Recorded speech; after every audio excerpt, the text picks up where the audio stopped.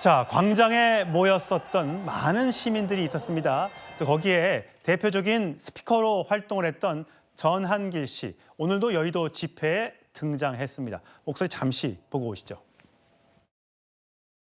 제가 윤석열 대통령 최대한 가까이 가서 구치소를 찾아갔어요. 윤석열 대통령께 편지를 전해드렸는데 그 변호인단에서 즉시 구치소 안에 가서 편지를 전달하셨고요. 윤석열 대통령께서 너무 고맙다고 하셨습니다. 저 제 뜻이 아니고요. 국민의 뜻을 제가 대신 전달했을 뿐입니다. 저는 심부름꾼입니다. 그리고는 그 편지 받으시고 다음 날 어제 아닙니까? 바로 법원에서 바로 윤석열 대통령 석방하라라고 결정을 내린 겁니다. 민주당 보고 있나? 이재명 다시 또 왜 완전히 그러지 왜? 거짓말쟁이다. 더불어 거짓말당이야. 더불어 거짓말당. 요즘 이재명 얼굴빛 보세요. 완전히 죽을 상입니다 지금. 절대로 이재명이 대통령이 되고 민주당이 집권한 일은 없을 겁니다. 예, 서정욱 변호사님. 아까 보니까 친구 얘기하면서 전한길 강사가 서정욱 변호사 이야기를 현장에서 하더군요. 자, 절대 조기 대선 꿈도 꾸지 말아라는 게 전한길 씨의 주장인 것이고요. 전한길 씨는 이재명 대표가 집권하는 일은 절대 일어나지 않을 것이다 라고 주장을 하고 있습니다. 어떠세요? 아마 근데 그 전한길 강사가 180억을 포기했어요. 정확하게 그 계약 때문에 180억을. 그러고 나서 이게 나라를 구하겠다고 자기 한 몸을 이렇게 바치고 있는 겁니다. 그 희생은 진짜 대단하고 제가 그 편지 내용도 봤는데요. 저하고도 이게 수시로 하루에도 몇 번씩 통화를 하고 법적인 조언은 제가 하는 거니까 아마 근데 그 자기가 원래는 3일절까지 하기로 했는데 아마 부인의 그 양해를 받은 것 같아요.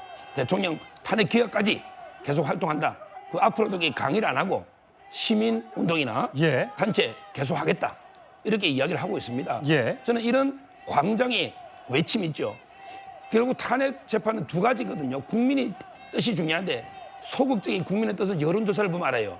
근데 적극적인 국민의 뜻은 집회에 몇 명이 오느냐. 이미 탄핵을 반대하는 집회가 압도하고 있잖아요. 예. 경찰 추산으로도. 저는 이런 게 상당히 큰 데 영향을 주고요. 오늘 구속 취소가 아까 장 변호사님에게 별 영향이 없다 하지만 저는 현재의 모든 증거는 수사기록입니다. 수사기록 가지고 이게 판단하는데 이게 다 오염돼 있다. 이렇다면 이게 그는 큰 영향을 주고요. 예. 특히 우리 자유우파가 추천한 대표적으로 대통령이 임명한 정영식 재판관, 조한창, 그다음에 김복형 이런 분들한테 큰 저는 영향을 준다 이렇게 보고 있습니다. 예, 강성필 부대변인. 어쨌든 지금 서정욱 변호사가 이야기했던 것처럼 탄핵 반대 집회와 탄핵 찬성 집회에 참석했던 인원만 놓고 보자면 뭐 둘 다 많긴 합니다만 어쨌든 탄핵 반대 집회의 어떤 응집력이 더 컸던 걸로 보여요.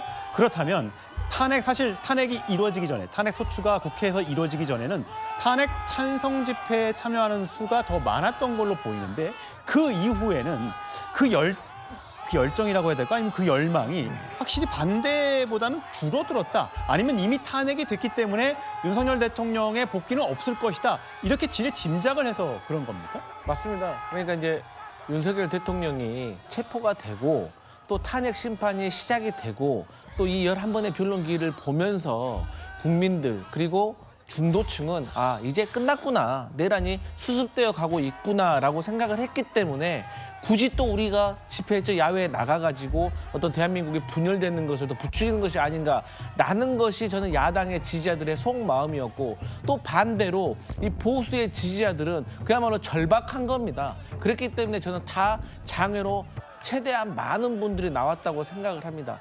그런데 이제 윤석열 대통령께서 이제 구속이 취소가 돼서 관저로 돌아갔지 않습니까? 예. 그렇게 됐기 때문에 저는 또 이 많은 야당의 지지자들과 중도층이 저는 이제 또 불안한 마음에 또 다시 집회 장애로 나올 거라고 생각합니다. 또 반대 현상이 벌어질 것이다. 그리고 전한길 씨가 자꾸 더불어 거짓말당이라고 하는데 예. 그것도 더불어 거짓말당의 부대변인인데 예. 이러한 것들을 중도에서 본다면 어떻게 생각을 하겠습니까? 그래서 제가 전한길 강사님한테 드리고 싶은 말씀은 슬픈 예감은 틀리지 않는다. 그래서 뭐 이재명 대표가 될지 민주당이 집권할지는 아직 조기 대선이 열리지 않았지만 그러한 말들이 지지자들에게는 열광시킬지 모르겠지만 다수의 침묵하고 있는 국민들에게는 정말 부정적인 시그널을 줄 것이다. 저는 그렇게 믿습니다. 보면 어쨌든 전한길 씨가 이번에 탄핵 반대 집회자들 사이에서는 깜짝 스타로 등장을 한 거잖아요. 탄핵 찬성 집회도 탄핵 찬성을 하는 많은 연예인들이나 셀럽들이 있는데 왜 그 지지자들은 바깥으로 나와서 그 탄핵을 찬성하는 그런 얘기를 하지 않았을까요? 사실 저희 야당 성향의 뭐 인플루언서, 예. 셀럽들이 사실 SNS 상에서는 많이들 의견을 표출을 합니다. 다만 저 연단에 전환기 씨처럼 올라가신 분은 저희가 이제 황연필 그 강사밖에 없었던 것이죠. 그렇기 때문에 근데 저는 정말 이 전환길 강사가 최초에 나왔을 때 했던 말에 대해서는 저는 귀 기울여서 들으려고 했는데 이게 계속 연장되다 보면은 이게 나중에 너무 선동적이고 내용이 없고 추상적이고 그렇기 때문에 저는 이 열기가 계속해서 식어갔다고 생각합니다. 예. 그래서 앞으로 지켜볼 일이지만 저는 앞으로 더 많은 사람들이 장에 나와서 나라가 분열될 것이 상당히 걱정되기 때문에 저는 정치권에서 서로의 지지자들을 자제시켜야 되고 그중에 특히 단 한 사람 윤석열 대통령은 정말 정치적인 발언을 하시면 안 된다 이런 말씀 드리겠습니다. 예, 정 변호사님. 자, 아까 뭐 공수처 해체라든지 또는 검찰총장의 뭐 사퇴 등등을 주장하셨는데, 자 앞으로 공수처는 뭐 진짜 어떻게 되는 겁니까? 이제 이 상황에서는? 공수처는 이제 존재 의의가 없다라고 하는 것이 이제 드러난 것이 아닌가. 모든 국민들이 다 이것은 인정할 수밖에 없는 것이 아닌가. 잠깐만요. 공수처의 지금 반응이 또 나왔습니다. 네네. 윤 대통령 석방에 대해서 상급 법원의 판단을 받아보지 못해 유감이다라는 반응과요. 또 있나요? 네, 요거 한 줄 나왔네요. 자, 요 내용부터 한번 먼저 말씀을 해주시죠. 저희 이야기도 잘못된 거예요. 2012년도에 헌법재판소 결정이 있었거든요. 어떤 결정이 있었느냐. 법원이 피고인에게 구속 집행 정지 결정을 했어요. 그런데 형사소송법 101조에 제3항이 있었습니다. 그때 지금하고 똑같이 구속 취소와 똑같이 즉시 항고를 할 수 있도록 하는 그 규정이 있었어요. 그런데 헌법재판소가 그 결정이 위헌이라고 그랬었어요. 왜냐하면 법원에서 풀어주라고 했는데 검사가 즉시 항고함으로 인해 가지고 법원의 결정을 얼마 정도의 기간이긴 하지만은 무력화시킬 수 있다라고 하는 거는 그거는 위헌적인 것이다. 예. 그거는 그 신체의 자유를 박탈하는 것이다. 그러면 구속 집행 정지 결정에도 즉시 항고를 못하게끔 해가지고 그래가지고 형사소송 개정돼가지고 101조 3항 없습니다 지금은. 그런데 구속 집행 정지가 큽니까? 구속 취소가 큽니까? 당연히 구속 집행 정지도 위헌이면은 구속 그 취소에 대한 즉시 항고도 위헌이라고 보여질 것은 당연한 건데 여태까지 그 케이스가 없었기 때문에 그런 거예요. 그런데 어떻게 공수처가 지금까지 와가지고 저런 식의 이야기를 하는지, 저런 이야기 한다는 것 자체가 더 이상 공수처는 존재할 의미가 없다라는 것을 오히려 스스로 보여주고 있는 것이다. 저는 개인적으로 생각합니다. 예, 장 변호사님. 네. 공수처장 모동은 공수처장의 발언들은 사실 그동안 여러 차례 있었고 결국은 이 윤 대통령의 석방까지 오는 과정에서 가장 결정적인 패착, 실패를 한 것은 오동훈 공수처장이다. 혹시 동의하십니까? 그런데 같은 논리대로라면요. 수사 건과 관련해서는 김용현 전 국방부 장관 같은 경우도 구속 취소 신청했는데 똑같은 재판부 지기현 부장판사가 기각했거든요. 예. 근데 검찰도 검찰청법에 보면 수사 개시 권한은 직권남용에 대해서는 있는 겁니다. 네. 그런데 그걸 경유해서 직권남용을 먼저 수사하다가 내란죄를 했다고 보기도 좀 어려운 측면이 있어요. 그러니까 이거 약간 이중잣대가 아니냐라고. 근데 김용현 전 국방부 장관은 아예 검찰에서만 수사를 해서 바로 기소를 한 거죠. 그러니까 검찰도 사실 이 내란죄에 대해서는 수사 개시권은 없다라고 해석되고 예. 있거든요.